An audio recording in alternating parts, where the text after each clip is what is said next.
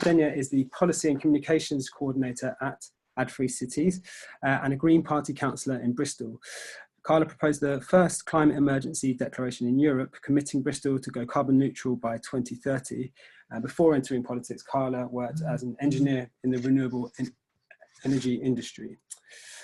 So, Carla, over to you. Hopefully you're all unmuted and all of that's in order. And can everyone see my slides there? Just give me some thumbs up if you can. Great. Okay, so hopefully everyone is fired up and perhaps a bit cross, having heard and learned what you just have from the previous speakers. So I'm going to tell you what you can do about it.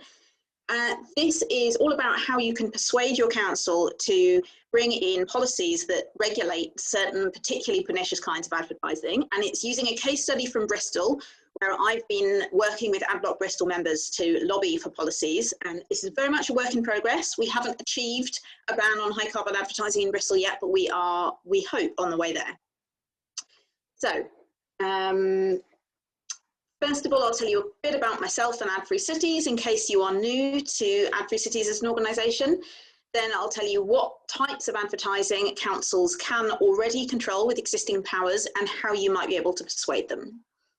So first of all, about me, I've been working for the Adfree Cities network since the summer as Policy and Communications Coordinator, and I'm based in Bristol. And my background is in engineering, as you heard. I've been an activist of various types, and I'm a Green Party councillor here in Bristol too. About Adfree Cities. So back in 2017, an organisation called AdBlock Bristol was set up to campaign against corporate outdoor advertising in the city and to put forward alternatives. Soon enough, we inspired other people to set up similar organisations in their cities. I think the first outside of Bristol was AdBlock Cardiff, and then about this time last year we organised our first ever national Adfree Cities conference, and out of that spans several new AdBlock local groups in other UK cities, which we're really excited about. And Adfree Cities now has 4 part-time members of staff whose job is to support those volunteer-run local community groups. And who knows, maybe this year's Adfree Cities National Conference will cause new local groups to be set up. So do get in touch if that might be you. Very quickly, so you understand what our vision and purpose is. We want happier, healthier cities, free from the pressures of corporate outdoor advertising. We're doing that by seeking alternatives beyond consumerism, celebrating community connection, solidarity, public art and nature. And together we want to take back creative control of our neighbourhoods and make space for what we need to thrive. What do we do? Well, Adfree Cities, the national network, supports local groups to set up, grow and achieve their aims. And we also lobby for change at a national level, including working with partners on joint campaigns, like the advertising campaign that you heard about earlier. What do the local groups do? Well, there's 4 main areas that they tend to work in. Holding the line, supporting residents to oppose planning applications for new digital billboards so that we at least don't get an increase in our cities while we're working to change the system. We put forward positive alternatives. For example, in Bristol, we have a billboard that used to be an advertising billboard that is now an arts billboard that we use to showcase local artists. We do movement building by organising events like this nationally, but also locally in cities, in real life, in normal times, to raise awareness about the impacts of corporate advertising on mental health, well-being, environmental damage, climate breakdown, body image, and the local economy. And finally, we lobby for change. We engage in constructive dialogue with councils and other people with the power to make change, who own and control sites and can change policies to do with advertising. So, what advertising can councils control? If Venn diagram's not your thing, don't worry, I'll talk it through verbally as well. So unfortunately in the UK, local councils do not have the power to ban outdoor advertising completely. That is a long-term project for Adfree Cities, but for now we're focusing on what can be achieved more quickly. There are some types of advertising that councils can control, so focusing on those means we can try and get rid of the worst kinds of advertising in the meantime. So let's focus on those two. They are ads that require planning permission, so that includes pretty much all billboards and bus stops, but it includes, for example, ads put up on the premises of a shop.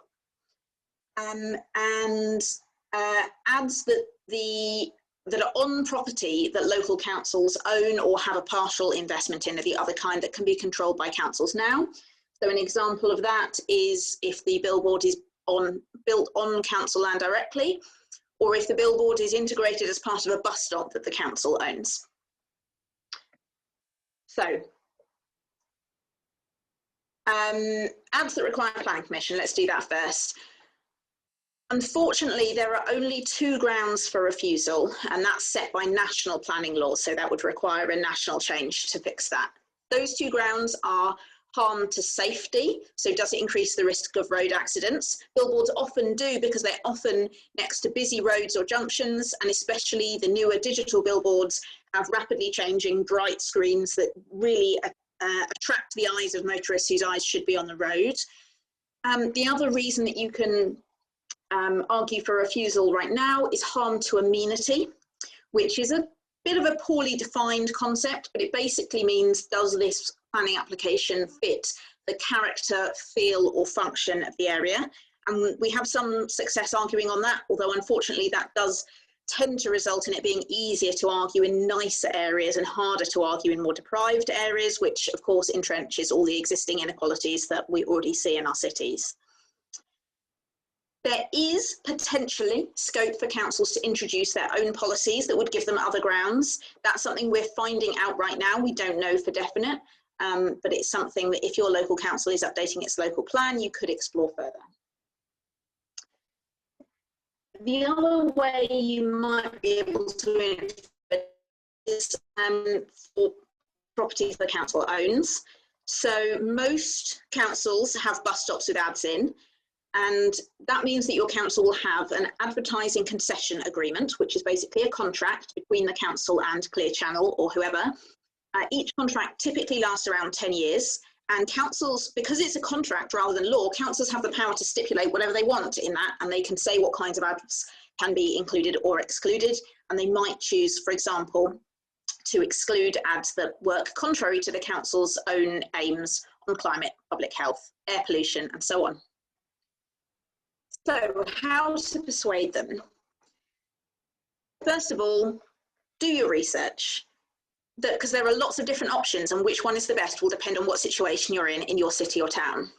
So, is your council updating its local plan soon? That is a local policy that carries a lot of weight in planning decisions. Or is your council updating its advertising concession agreement for ads on bus stops, sorry? Or does your council have a climate emergency action plan? Most councils do. You can find out the answers to those questions by checking the council website. If you can't find it there, write to your local councillors. And if you can't get the answer from them either, you could submit a Freedom of Information request, although those take quite a long time, so I'd try the other options first. If any of those updates are happening, then that is a key opportunity to influence those policies. You might also want to consider, are the mayor, the council leader or cabinet members sympathetic to this cause? If not, what about the chairs of the planning committees? They have quite a lot of say on what planning policies should be brought in. Or what about the chairs of scrutiny committees who can make suggestions to those who are running the council? Or if none of those are supportive, what about your local ward councillors? And of course, the larger that your local campaign is, the more geographically distributed you are, the more local councillors you'll be able to write to, and the chances are at least one of them will agree with you, hopefully. So if any of these people are sympathetic, then you have an easier way in to persuade them. You might want to write to them or ask for a meeting. You could share with them resources from the Badvertising website. We dropped a link in the chat earlier and I've got it again on the slides at the end. Or from the Adfree Cities website, we have lots of resources about how to persuade councils there. You could offer to put them directly in touch with us to give them examples of what other councils are doing. And you might want to remind them of the climate emergency declaration they've probably made by now and how existing advertising in the city works for homes. If you've only got backbench councillors or opposition councillors that are sympathetic, you can do all of the above, plus you might also want to suggest to them that they submit a motion to the council's regular full council meetings. We have a template motion on the Badvertising website, so have a look on there after this call if you want to have a go at that. If your council really doesn't have any sympathetic councillors, then you could start a petition to your local council or an email writing campaign to persuade them that it's something that local residents care about. You might have local elections coming up in May 2021. If so, you could even start a campaign of asking for election pledges from candidates. And finally, with all the policies that might be getting updated soon, the local plan, advertising concession agreement, the climate emergency plan, find out what the process is. There might well be a public consultation, in which case you could mobilise lots of responses to that consultation, as Adblock Bristol did a few years ago for the local plan. Finally, don't give up. It won't be easy, I'm afraid to say. It won't happen overnight. So plan for the long haul and don't let yourself get burnt out, because your well-being is important. Some things you could do to help make it easier and to keep up that with other local campaigns with overlapping interests. Environment campaigns, civic society campaigns or groups, they're often very good at mobilising good responses to planning applications. Food or health campaigners, equality campaigners, mental health campaigners, and maybe even street artists or guerrilla gardeners who are experts in reclaiming public space. And you might want to join the Adfree Cities network, a little bit of a plug there, because the whole reason we exist is to provide mutual support between campaigns across the UK. So joining the Adfree Cities network is a great way of getting tips and comparing notes with fellow campaigners in other cities. And finally, hot off the press, here is a sign that we are beginning to make progress in Bristol. So there was a meeting on Monday where Bristol City Council considered for the first time a draft advertising policy that could potentially ban certain kinds of advertising. Now, they haven't committed to anything yet, so we're a long way from being able to claim victory, but it's a promising sign, and it shows that with concerted, persistent campaigning, you will eventually change minds and change policies and change the outlook for your city. So there's the two websites. I will drop them in the chat afterwards as well, Adfree Cities and Adverts. And that's me. I'm ready for your questions. Thank you.